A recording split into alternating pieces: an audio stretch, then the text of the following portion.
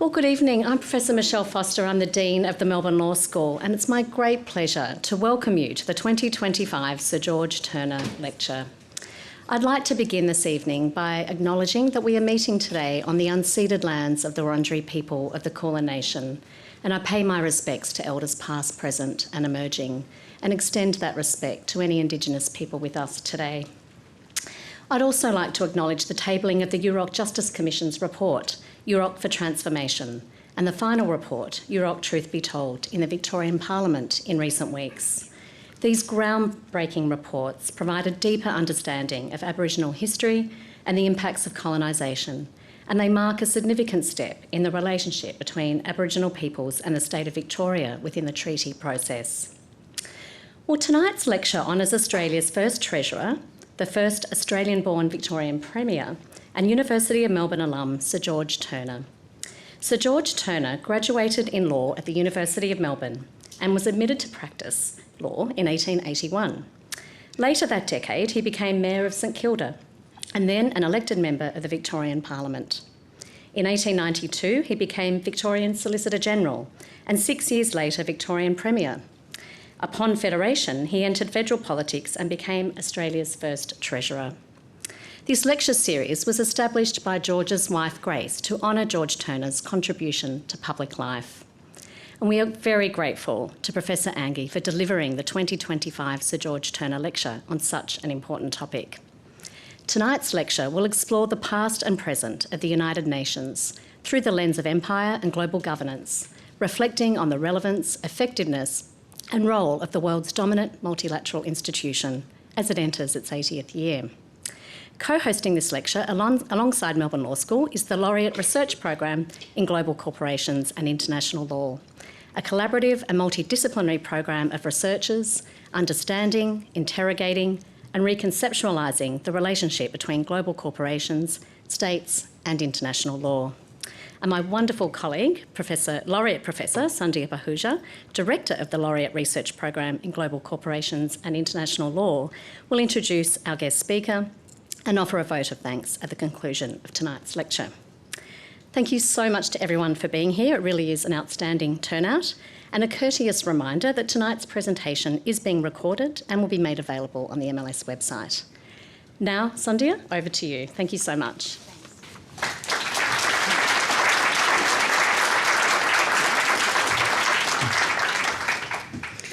Thanks, Michelle. Thank you to the Turner Fund. Thank you to everyone for coming. And thank you, Michelle, for arranging for the law school to generously support the visit of Professor Anghie. So it's always appropriate to begin law school events by acknowledging that we meet on unceded lands and to reiterate the responsibilities that that entails for us as jurists. But tonight it's particularly fitting given that our distinguished Turner lecturer has done more to inspire legal scholars to reflect on the legacies of colonialism than most others in our time. We can sometimes be subjected to hyperbole at events like this one, but in this case it would be no exaggeration to say that Professor Tony Anghie's work has changed the field of international law. Indeed, for the last 30 years, long before it was fashionable to talk about decolonising anything, Professor Anghie has been researching and writing on the legacies of empire for international law. He's travelled to be with us tonight from the United States, that other empire, where he is Professor of Law at the University of Utah, and he concurrently holds a chair in law at the National University of Singapore. He's no stranger to Melbourne. He's a graduate from Monash and Harvard University, and the winner of several honours in the field. This includes the Manly Hudson Medal from the American Society of International Law, which is the most distinguished prize awarded by that society to people with a distinguished service over a career, over a professional lifetime. He's been awarded honorary doctorates, and for the last 12 months he has been the Arthur Goodhart Visiting Professor of Law at the University of Cambridge. But actually, these awards aside, formal markers of recognition can sometimes be more honoured in the breach. And I can think of several other awards that Tony has not won precisely because his work has been deeply challenging of conventional wisdom and accepted ideas. Ever since he was a research assistant to his mentor, His Excellency Judge Christy Veeramanthri, Judge of the ICJ, on the Nauru Commission, and realised that international law could not be used to seek redress for colonial harms, Professor Anghie's central concern has been to understand the relationship between Western imperialism, including its Australian and American variants, the formation of international law and institutions, and the legal and political struggles of colonised peoples. But although his work is historical, his concern is with the present, to understand what legacies those histories have bequeathed, what legal forms have been patterned, and whether and how international law may be part of the multivocal demands for global justice we hear outside these walls. These questions have not gone away. They've intensified over time, particularly since the end of the Cold War, when technologies developed to rule over colonised peoples have increasingly brought back as technologies of governance in the metropole.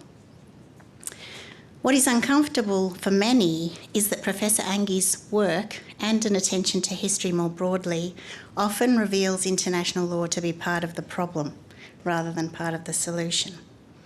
But for me at least, and for many of us, possibly many of you, desperate for signs of hope in dark times, this revelation does not lead us to cynicism or despair. As Jeremy Baskin often remarks, in order to be disillusioned, one first has to hold illusions.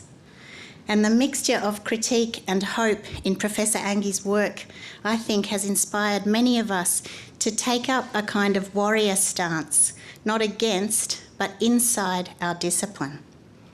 His work teaches us neither to bury international law nor to redeem it. Instead, Tony's work applies a forensic intelligence to figuring out what role international law has played in particular projects of world-making, to look for moments of opportunity, and to build coalitions of solidarity in ongoing struggles.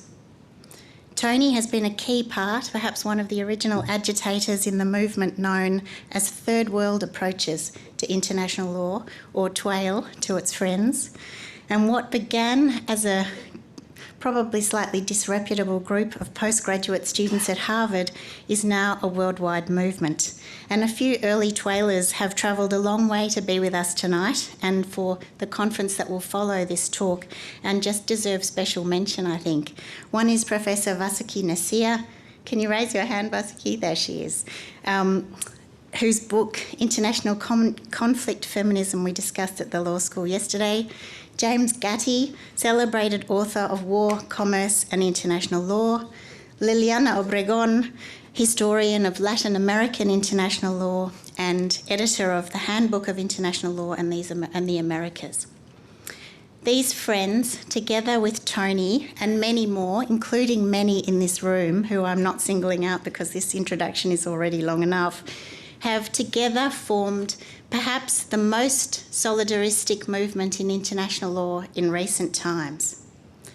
This scholarly and professional friendship is perhaps what keeps Tony going, where the energy comes from that keeps him travelling to give lectures at many universities in the global south, to teach courses and mentor younger scholars, keeps him examining PhD theses of south-facing scholars, and keeps helping him to support people.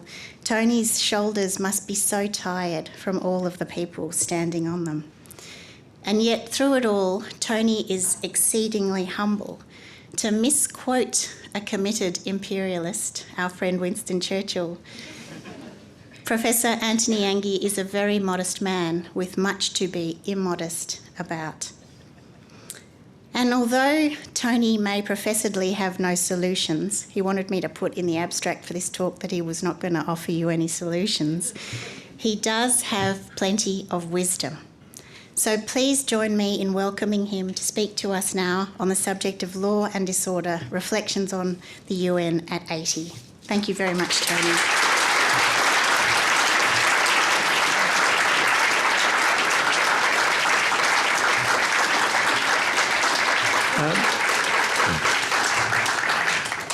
Thank you, Dean Foster. Thank you so much, Sandhya. I think after that introduction, the wisest course of action now would be to simply sit down, because I don't think anything I could say would actually correspond with Sandhya's very generous account. I feel she's described someone I'm familiar with, but is not quite me. But anyway, I'll try and deal with these tensions. But thank you so much for coming. I think it's very special that this is a public lecture, because I feel we are at a time when there is so much uncertainty and confusion. And really, there's a need for us as citizens of the world, if I may use that phrase, to try and think about how we should proceed in these very complicated and unsettled times. And I don't see myself here really as having solutions, but trying to engage in a conversation. And so it is special to me that this is a public lecture. It is also very special to me that all of you are here on this winter evening, and that so many of the people who are, who have been comrades through this and who have been such an essential part of my life are here today, having traveled great distances, as Sandhya said. So I'm also honored at the fact that this is the Turner Lecture, a very eminent Victorian in his own way, and I didn't realize he was the first treasurer of Australia, and a Melbourne Law graduate.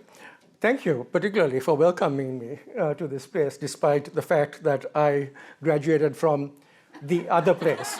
The English expression is the other place. It is wonderful to be here in that respect as well. Okay, I suppose I should start. I really have just a series of confusions to offer. As I'm glad Sandhya pointed out that I had said I have no solutions, but let me at least try and outline some themes and issues we might consider. So let me begin with something that I still find very moving. And let me read it out. We, the peoples of the United Nations, determined to save succeeding generations from the scourge of war, which twice in our lifetime has brought untold sorrow to mankind, and to reaffirm faith in fundamental human rights, in the dignity and worth of the human person, in the equal rights of men and women, and of nations large and small, and to establish conditions under which justice and respect for the obligations arising from treaties and other sources of international law can be maintained, and to promote social progress and better standards of life in larger freedom. I still find these words moving. These are the words of the preamble of the United Nations, and they represent the grand aspirations of an institution that was created after a cataclysmic war. And yet we can also see certain complications here to save succeeding generations from the scourge of war. How is it possible to actually control, manage, limit war? War has been such a prominent, constant feature of human society. What possible framework would be able to contain or manage war? And so here we have, at least in the United Nations, technically Article 2.4 of the United Nations Charter, which prohibits the use of force. And under the system of the United Nations, there are only two circumstances in which war is permitted. One is self-defense, Article 51 of the UN Charter, and the other is force authorized by the United Nations under Chapter 7 of the UN Charter. And so self-defense becomes a crucial issue in this whole system. It is the one circumstance in which it is possible for a state to go to war. It is legal for a state to go to war. And so self-defense is a theme that perhaps I could focus on in these circumstances. The next paragraph, to reaffirm faith in fundamental human rights. There is an irony here, because it suggests that human rights was once a prominent part of the system and now is merely being reaffirmed. But in fact, the United Nations is rewriting its own history, even as it begins. So the whole complication, of course, is that human rights did not exist in any meaningful way under international law. The idea of human rights is that citizens of a country can have rights that are provided by international law rather than by national law alone. And of course, underlying this is the tragedy of the Holocaust, the atrocities committed by the Nazis, to which international law did not really have even a legal remedy.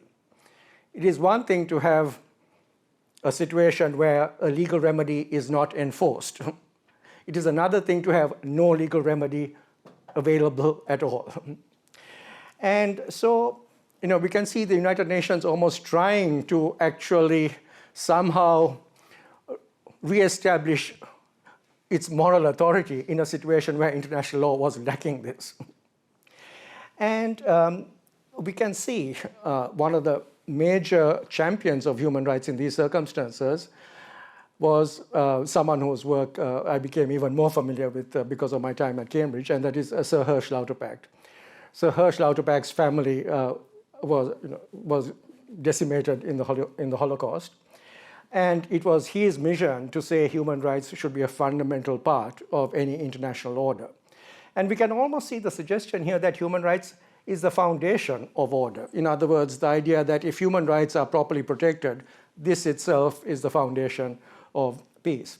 And then we can see the idea of dignity, the worth of the human person, the equal rights of men and women. So there is actually an invocation of equality there very early on, and of nations large and small. So this too is quite a radical idea, that nations which are large and small may differ in size, but there is still the issue of they are all legally equal.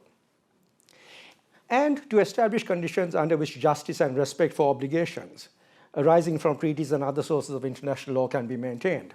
So this passage too is interesting, isn't it? Because it talks about justice and respect for obligations, as though justice and respect for obligations are the same thing.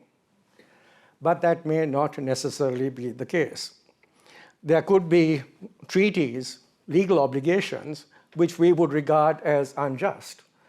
And we could say that the richness of international law, and this is a point made by Sandhya as well, lies precisely in the interplay between these two things, law and justice. That justice continuously makes demands on law in a situation where law may not appear to be adequate for the purposes of dealing with a particular situation. We can see that even in the affirmation of human rights in these circumstances. Human rights were demanded almost by justice, even though the law did not provide for them. We needed a new vocabulary to deal with atrocity. And the vocabulary, well, Sir Hersch Lauterpacht suggested crimes against humanity. And in this regard, he departed from Raphael Lemkin, who said the ultimate crime is genocide. Lauterpacht differed from him in relation to that. He said, crimes against humanity is the larger category. That is what should be the foundation of our approach to protecting human dignity. Then we can see, so there's that tension between justice and the law, and to promote social progress and better standards of life in larger freedom. So this was the economic dimension of the United Nations. How can this international institution promote human well-being, human welfare, which, of course, requires particular economic systems that would afford protection in these circumstances. So then we can see here there are a number of tensions that are not easily dealt with, but which are part of the system. But perhaps it is the fact that those tensions are part of the system which enables international law to actually adapt and respond as change takes place and as more demands are made. And even the preamble, ironically, was drafted by someone called Jan Smuts. Jan Smuts, a brilliant man. He was the author of the mandate system of the League of Nations, and he was the one person who actually survived from the time of the League of Nations to the United Nations. He articulated this idea of human rights as well, but he did so using it as a means of trying to placate what he saw as decolonization. Jan Smuts was a South African, and if not quite the author of apartheid, he was certainly somebody who believed in the separation of the races. W.E. Du Bois, the great Afro-American scholar, said, he's the ultimate champion of the white race. So human rights takes on all these different characters. And then there's Eleanor Roosevelt, who was involved in the drafting of the UN Declaration on Human Rights. And for her, economic and social rights were very important because of her experience of the Great Depression. So each of these people brought their own personal histories, in a way, to bear to this category, human rights. So we can see the complexities that could arise in these circumstances. Okay, given all this, this is the large, you could say, arena of ideas, the rich ideas that the United Nations tries to deal with, ultimately, surely, for the purposes of promoting justice.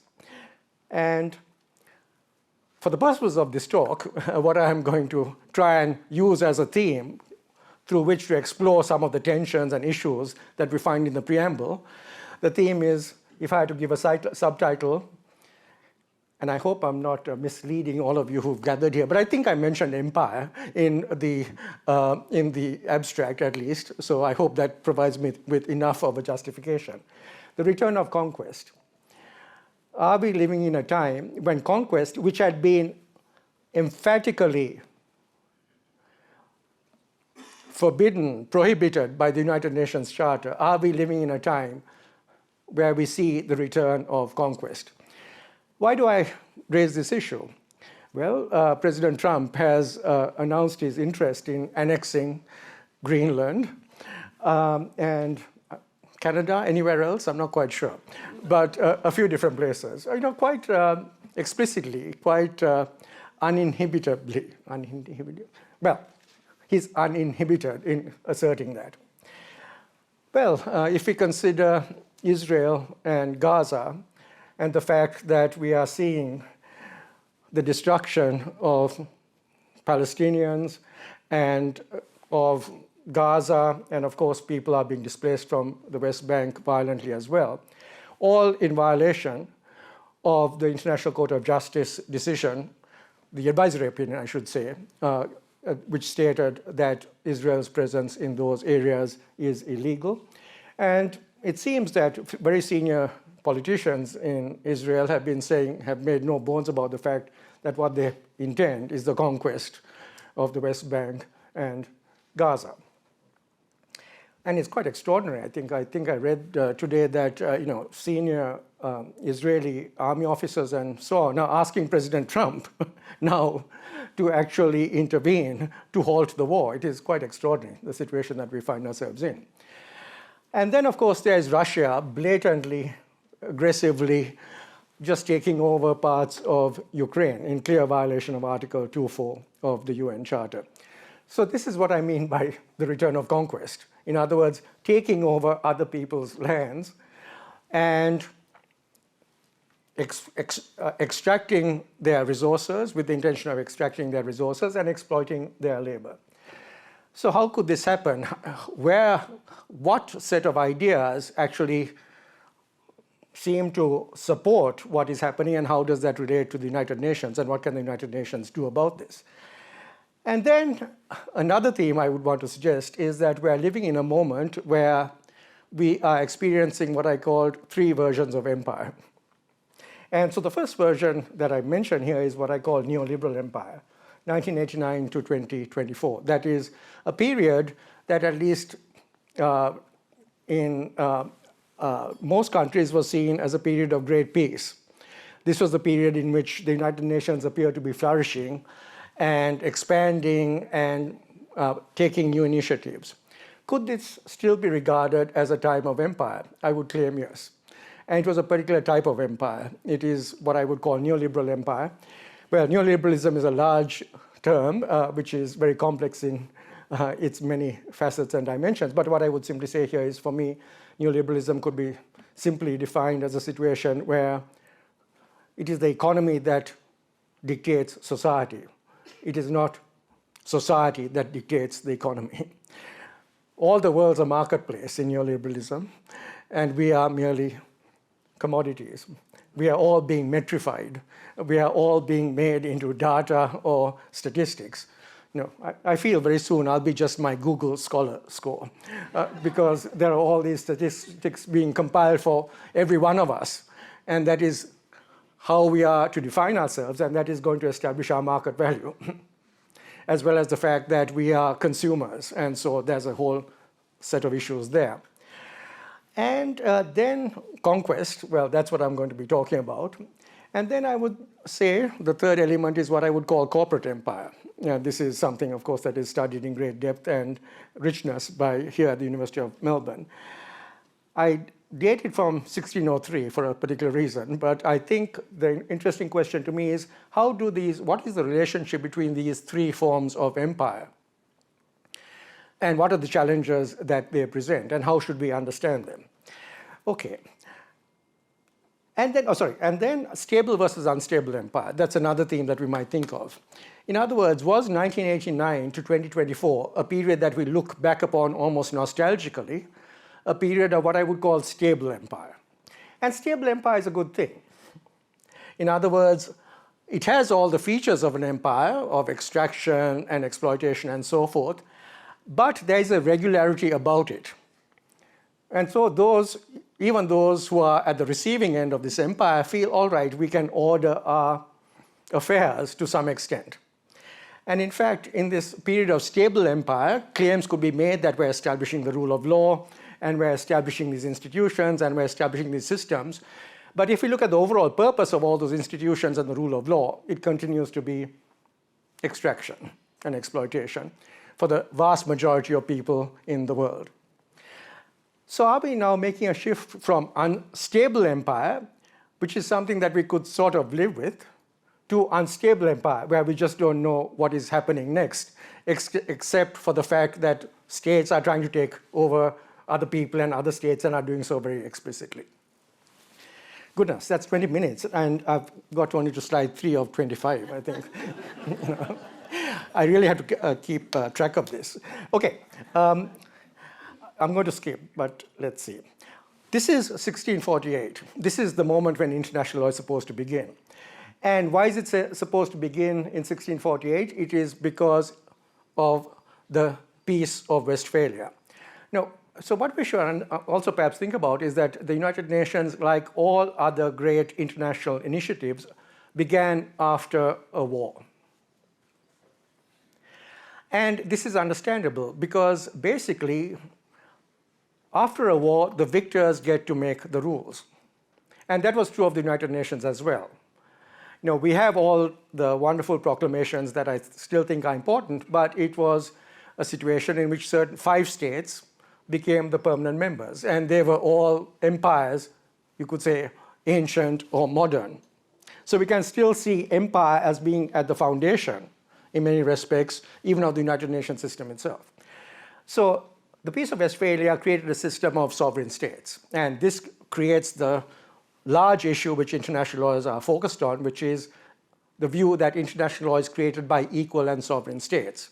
And the problem here is that there is no mechanism of enforcement, because if all states are equal, then the system is lacking the ultimate authority that would enforce the law.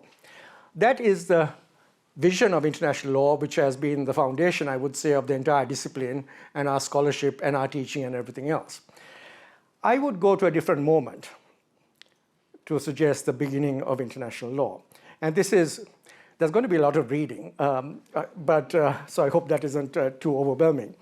Well, this individual says, "Sir, as I know that you will be pleased at the great victory with which our Lord has crowned my voyage, I write this to you to tell you how in 33 days I passed the Canary Islands to the Indies with the fleet that the most illustrious king and queen, our sovereigns, gave to me. And there I found very many islands filled with people innumerable. And of them all I have taken possession for their highnesses, by proclamation made and with the royal standard unfurled, and no opposition was offered to me. To the first island which I found, I gave the name San Salvador, in remembrance of the Divine Majesty, who has marvelously bestowed all this. The Indians call it Guanahani. To the second, I gave the name Isla de Santa Maria de Concepcion. To the third, Fernandina. To the fourth, Isabella. To the fifth, Isla Juana. And so to each one, I gave a new name. So this, of course, is Columbus, 1492. And here what we see is not equal and sovereign states, but a process by which a people are stripped of their sovereignty. So it's very interesting, isn't it? The medieval world, our Lord. I write this to tell you how in 33 days I passed the Canary Islands. He doesn't know where he is. He thinks he's in the Indies. But he can see people, and he can see land. And what is the first thing he does? And even before naming, he takes possession, which is a rather unhospitable thing to do, you would say. Possession, that is the driving animus, instinct of this entire project, possession. But here is a complication, which is, well, possession is a legal category. How do you possess something? How do you become owner of it? Can we see how he struggles with this issue? Because we could say, well, is it the law of Spain that applies? Or is it the law, is there a law at all in this place? Jurisdiction. And can we see then how Columbus tries to resolve this issue? He says, I have taken possession for the highnesses by proclamation made and with royal standard unfurled. So we can see it's a legal ritual. It is intended to bestow legal title, not only in relation to the natives, but in relation to other European competitors, to say this is ours. So what we're looking at is the whole situation of discovery. And no opposition was offered to me. So can we see the cleverness of how he proceeds? It's as though I say, දැන් ඉඳන් මේ රට ලංකාවට තමයි අයිති. ප්‍රශ්නයක් නැහැනේ. I've just taken possession in the name of Sri Lanka. No opposition was offered to me. So can we, but this is all legal. Can we see the issue? And then, as the gentleman said, can we see how he appears to give the Indians the opportunity to speak and then speaks for them? Can we see that? And then can we also see, he says, got any problem? As I just did. They don't know what's going on. And he said, okay, that's consent then. Good. I can proceed. And then can we see the importance of naming, as the gentleman pointed out? Because when the Indians speak, they call it Guanahani. What does he do? He overrides them. So can we see how voice is suppressed in all these different ways? Well, as I was coming up in the elevator, I saw William Blackstone's statement saying, Europeans take their law wherever they are, wherever they go. So we can see another response to this issue in that respect. Of course, at least it was acknowledged that people existed, that there were inhabitants, whereas the earlier jurisprudence of Australia did not permit even that. And that is why I think the acknowledgement of country is so important in all these different ways to remind us of these realities. Okay. The question then is, what is the legal basis of taking over other countries, conquest? And we can see one example of this. And it's a legal ritual. Law is central. It comes into the third sentence of this passage. Now, this is what I would regard as the fact that conquest is not just a legal act. It is an entire vision of the world. And this is a vision of the world that we can see pictorially. Now, so here we can see, again, can we see the issue that it appears to present the Native Americans' perspective on Columbus, but it's really the artist projecting a Western view of the natives' vision. Can we see that? And so in that view, the natives are stunned by this divine, awesome figure. And appropriately, they know their place and they bow down in obedience and awe. Conquest is a whole vision of the world. Edward Said, the great scholar, said it's also a structure of feeling.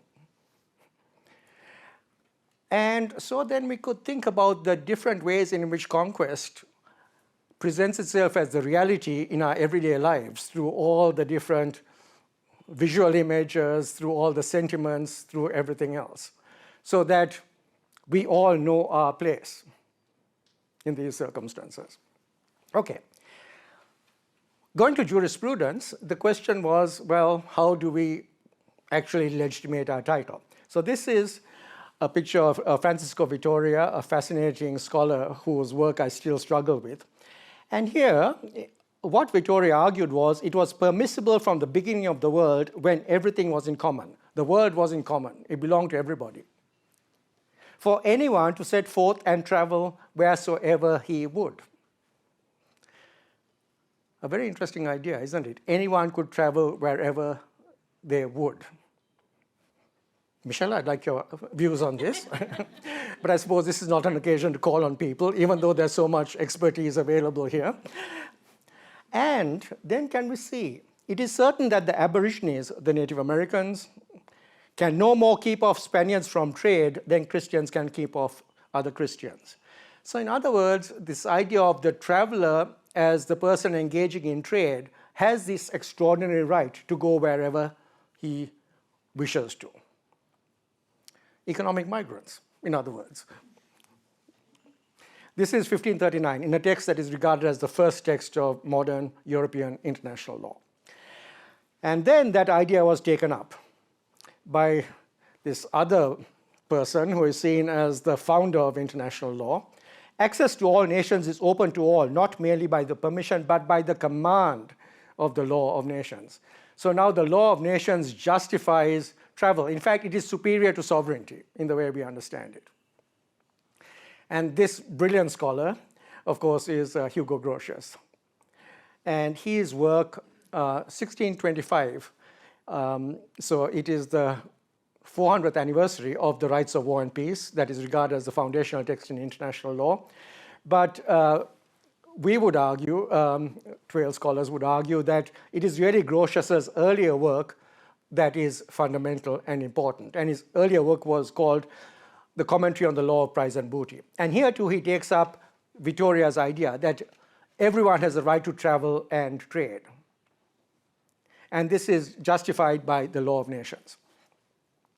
Okay, and this is the great empire that emerged as a result, the great Dutch trading empire. I would argue that the great Dutch trading empire created the modern world, extending from North America, South America, the Pacific, and to that region called mysteriously New Holland, that we might even recognize. After all, Abel Tasman, right? I mean, the Dutch explorers were here long before Captain Cook. And, and you can see this route.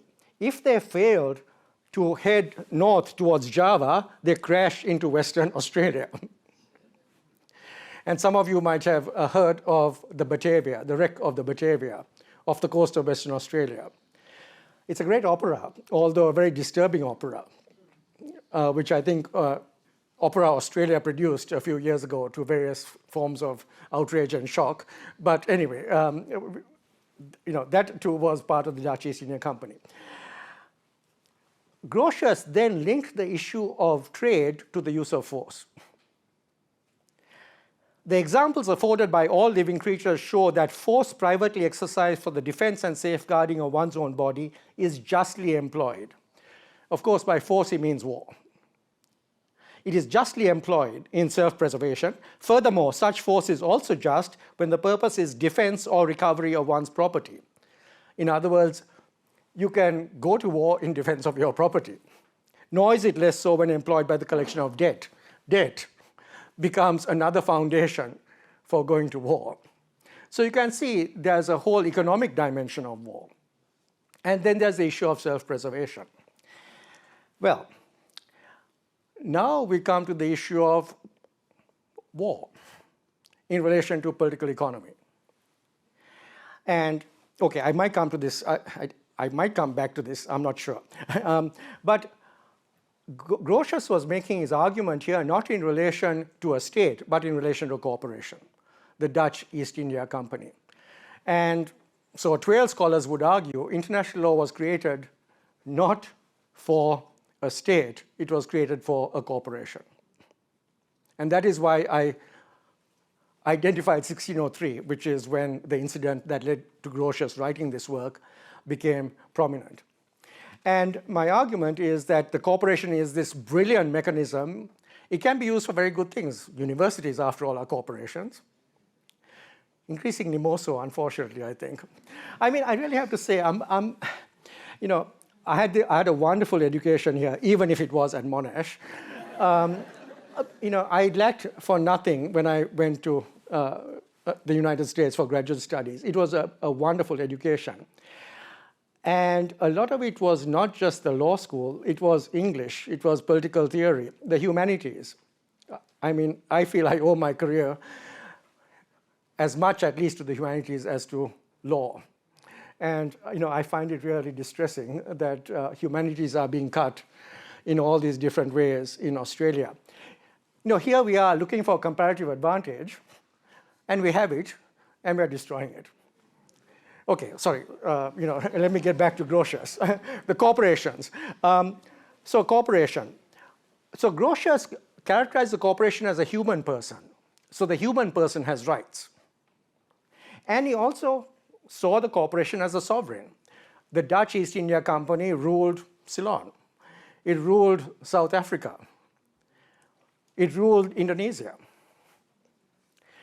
So the brilliant thing about the corporation is sometimes it presents itself as a human person. It is making claims right now in the European Court of Human Rights as a human person. Sometimes it has been in the past a sovereign, and now we can certainly say that corporations, in fact, individuals running corporations, have greater wealth than countries. I mean, if you think of Jeff Bezos and Elon Musk and so on. The brilliant thing is the corporation can be both those things or nothing. And that is the secret of the power of the corporation in so many respects. I don't think I'll be able to get back to that. But that's what I mean by corporate imperialism. 15 minutes. Okay. Then I'll just talk about a few things. Like, I'll stick to the theme of war because I can't cover, I guess, too many things. See, Vittoria, first, in the just war, one may do everything necessary for the defense of the public good. In a just war, you can do anything for the public good. So here's an interesting question. Are there limits to self-defense? Should there be limits to self-defense? After all, what higher good could there be than self-preservation or the preservation of your people? Now, Vittoria says it has to be a just war. What is a just war then? And, well, we can think of modern examples. I mean, you know, after the 9/11 attacks, the United States waged war. It presented itself as a war of self-defense. Were there any limits? Or we could also phrase it this way. Were there limits, but they were exceeded? Or was it the case that the United States tried to change the understanding of the laws of war to justify what it did? We can see those different possibilities there. And so my claim is that there are certain wars which are often supported by brilliant legal minds which keep extending the scope of war, often to actually justify the actions of particular states. Lawyers can play an important role in these types of circumstances. And then can we see Vittoria says, hence, since our war against the pagans is of this kind, being permanent war, because they can never sufficiently pay for the injuries and loss inflicted. It is not to be doubted that we may lawfully enslave the women and children of the Saracens. So here, the enemy were Islamic communities, and we can think of the Crusades and so forth. And of course, the whole Spanish experience in terms of Islamic expansion. And then we can see Vittoria saying, sometimes security cannot be obtained without the wholesale destruction of the enemy. This is particularly the case in wars against the infidel, from whom peace can never be hoped for on any terms. Therefore, the only remedy is to eliminate all of them who are capable of bearing arms against us, given they are already guilty. Okay, eliminate all of them who are capable of bearing arms. Well, children grow up to become adults who can bear arms.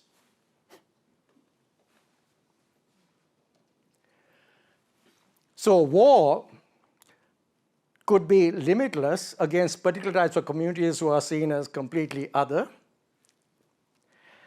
providing it is just.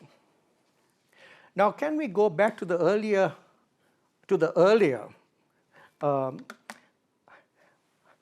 okay, actually, I think this works.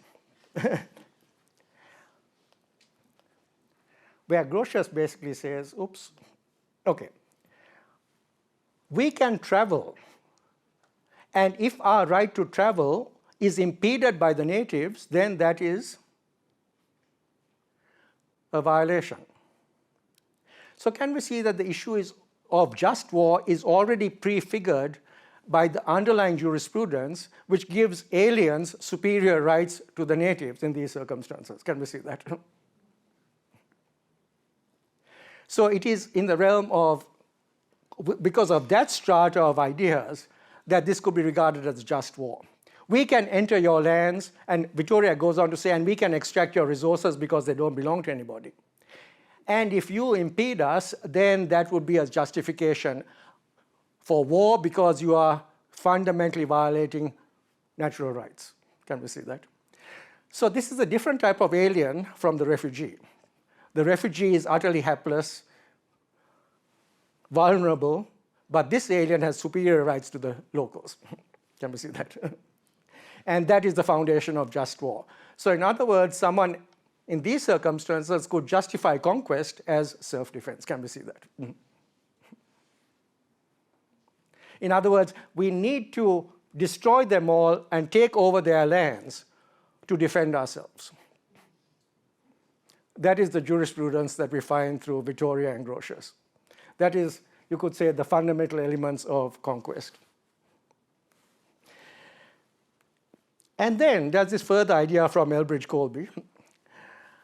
When combatants and non-combatants are practically identical among a people, and savage or semi-savage people take advantage of this identity to effect ruses, surprises, and massacres on the regular enemies, commanders must attack their problems in entirely different ways from those in which they proceed against Western peoples.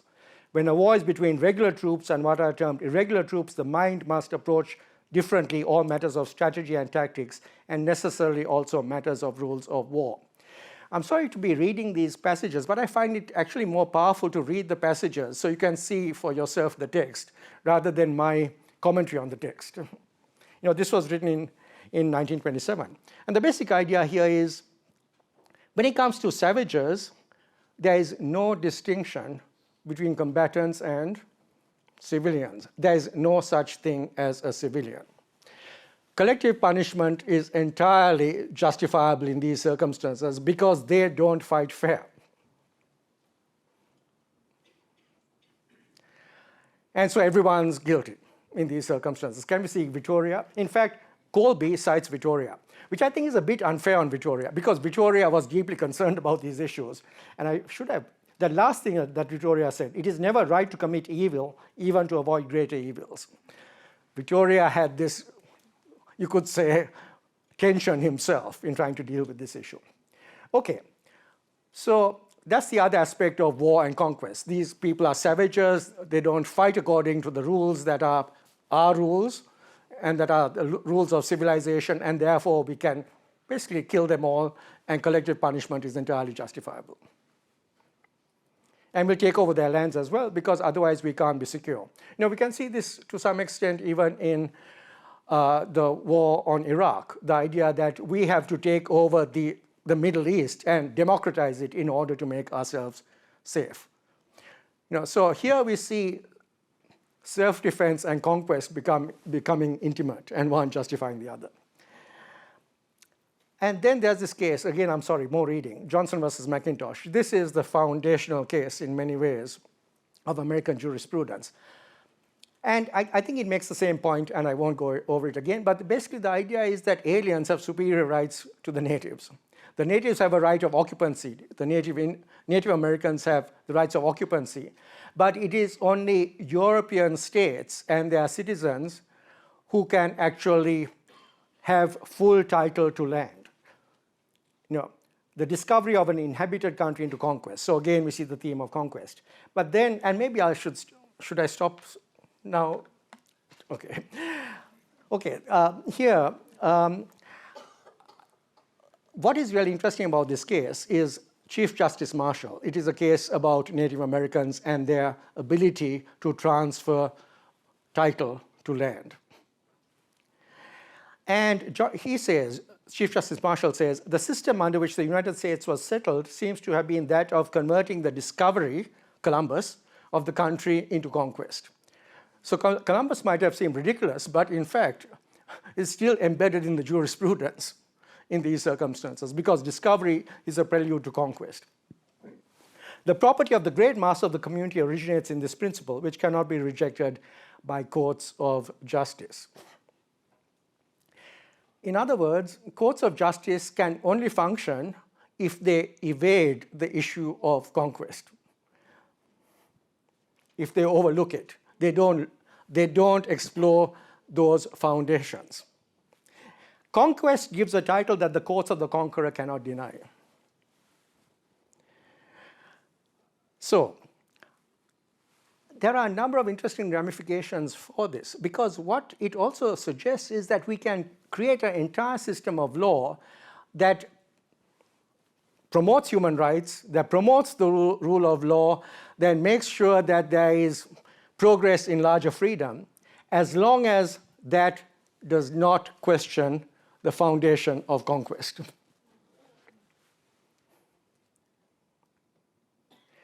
What happens if one questions the foundations of conquest? Is what is said about law true of everything else? Of what can be taught at universities? Of what types of ideas become, you could say, valorized, become part of a system by which, remember that picture I showed earlier? That reinforces that picture. I mean, isn't it interesting that in terms of what President Trump is doing is trying to eliminate entire vocabularies, race. You can't discuss race. Well, race is crucial as a concept for actually discussing many of these issues. The problem, of course, is that conquest is not a one-off thing. Because the descendants of the people who are being conquered find themselves often in situations of disadvantage. And the further they look to understand why they are disadvantaged despite every effort to actually advance themselves, the issue of conquest arises again. And so I think, it is very commendable that, well, the voice. I talked about voice and Columbus. That was unfortunate. But we can see within Australia itself, perhaps, and I don't want to, I haven't lived in Australia for a long time, so I don't want to actually make ignorant comments, but we can see some of these themes, perhaps, in terms of a struggle that Australia itself is trying to go through. Can law actually address the issues of conquest in these circumstances? So, what happens if we challenge it? Can it be challenged? Who would challenge it? And we can think of the cases in the International Court of Justice and so forth, which are actually giving us a very real idea of the challenges of addressing the issues of conquest when it comes to the environment, because there are links with conquest, even in terms of environmental issues, in terms of who suffers environmental harm, who has benefited from it, and so forth. 5 minutes, okay.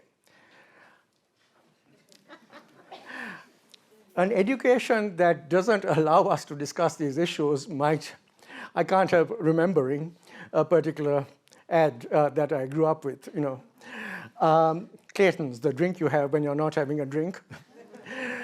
And so I just hope that Australia, with its brilliant educational institutions, are not transformed into a system which provides an education when you're not having an education in that broader sense.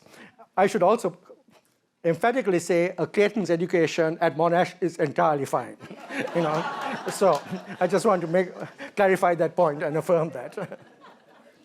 Okay, so this is Article 51 of the UN Charter, which talks of self-defense. There are limits to self-defense. That is what the United Nations has emphasized over again. That is what international humanitarian law has emphasized over and over again. And the question is how current developments, it is one thing if they are simply violated. That's an odd thing to say, simply violated. It's another thing if the law is shifted in various ways to try and make the actions appear to be legal. There's something on, and I'm not in any way suggesting that third world countries are any better. I just want to make that absolutely clear. They do terrible, violent things. They have their own empires. They have their own imperial ambitions. They do terrible things to their own people. Look at what's happening in Myanmar. There's almost a kind of odd type of, they don't have the sophistication to try and justify it legally. Unless, of course, they get lots of Western lawyers to argue their cases. And that is important. I mean, everyone has a right to representation. Okay. This is the 5th of August, which means tomorrow is the 6th of August. And it is the 80th anniversary of Hiroshima. And, well, this is what Christopher Nolan's brilliant movie did not actually, present. And now we have a situation of nuclear weapons. Weapons that are more than enough to destroy the entire world. And how should we respond to that?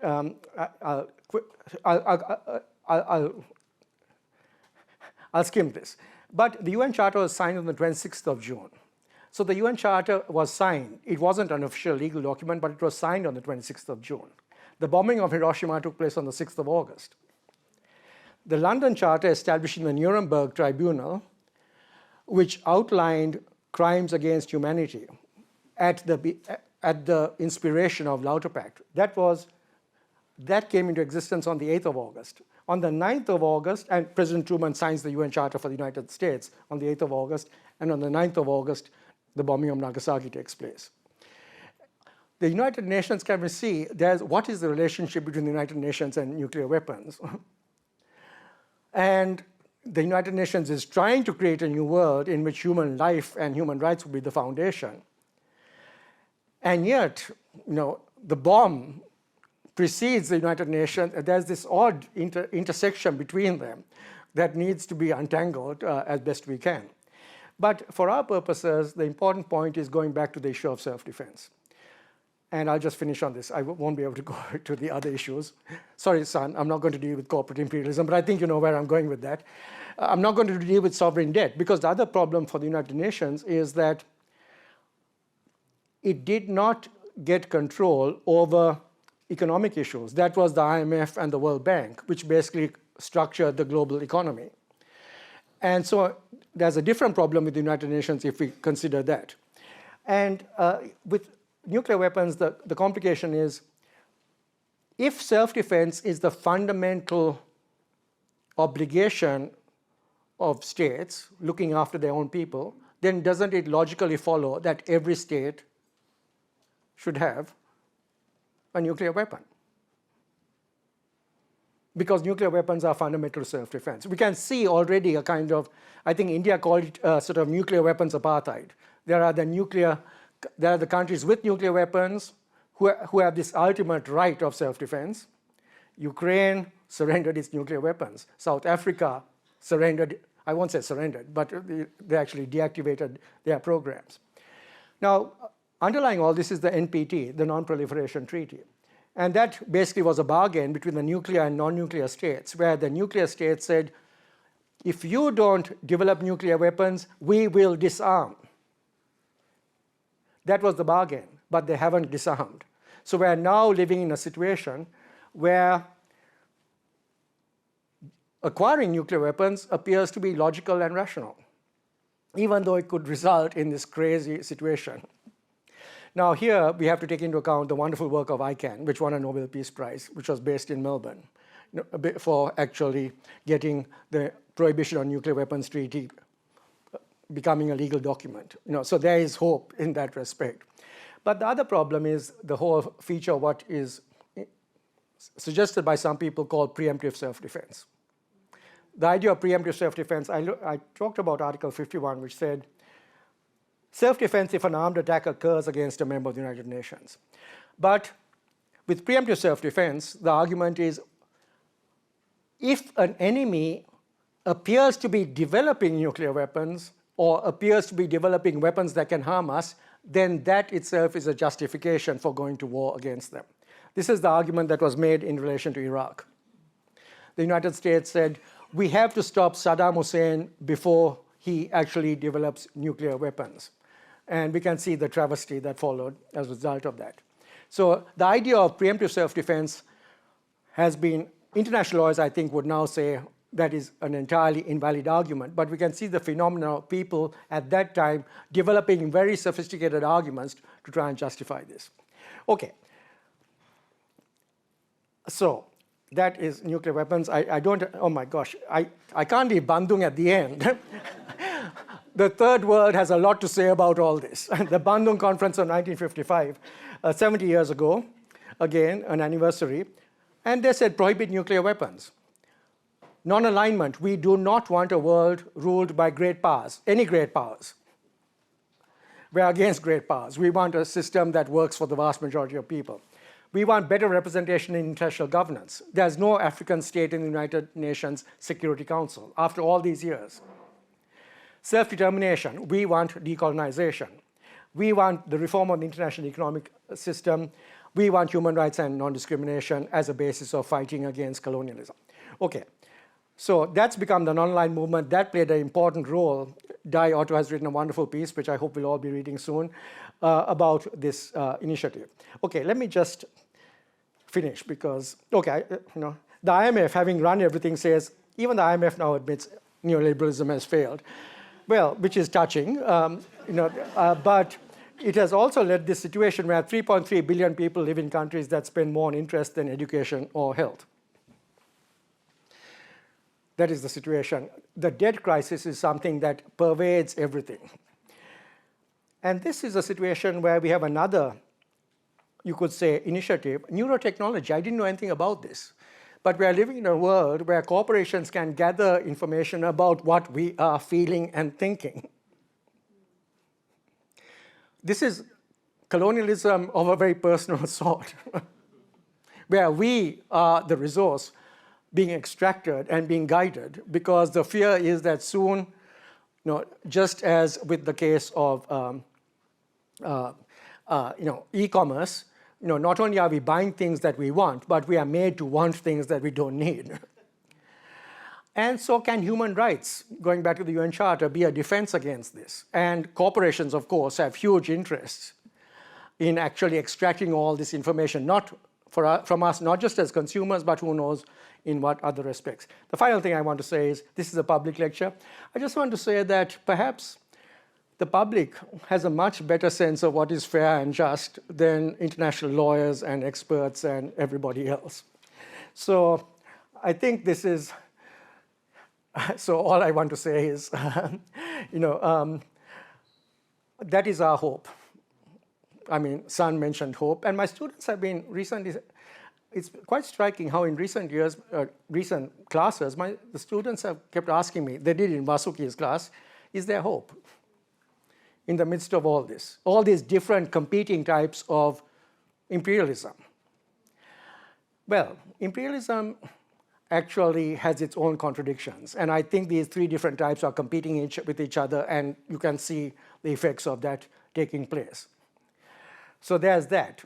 Imperialism, we know it corrupts everybody, not just those who are the victims of it, but those who are the administrators of it. And we have to think about solidarity in whatever way we can to actually make sure that what I still consider to be fundamental human values of decency and justice. Am I too optimistic in thinking that those are actually fundamental human instincts and values? You know, let me say, I think it's a very important part of Australian culture. Okay, fair go. That might sound a bit of a cliche, but I'd like to think that there is something there. Certainly when I see what is happening in other countries. So, I thought I should end with this, because it provides us with an example when the general public, when ordinary people feel this is a situation, it's almost like we don't care what the international lawyers say. We don't care how we are going to interpret the Geneva Conventions and everything else to, in some way, provide a justification of what is happening. And I should say, in all fairness, that many Israeli lawyers are now expressing their complete abhorrence of what is happening and pointing to all the illegalities happening. But that is the type of solidarity that we need, cutting across these divisions of North and South and white and black or brown or whatever it is. So I'd like to still think, am I sounding like Victoria? There is a global humanity here. And it is on occasions like this, the march for humanity. What a suspect word. And yet, I'd like to think that actually the general public, think of the fact that thousands of people marched against the Iraq war. Here in Australia, in England, I'm sorry, they got it right. So the task of justice is a task that we all have to try and further in our own individual ways. Thanks so much.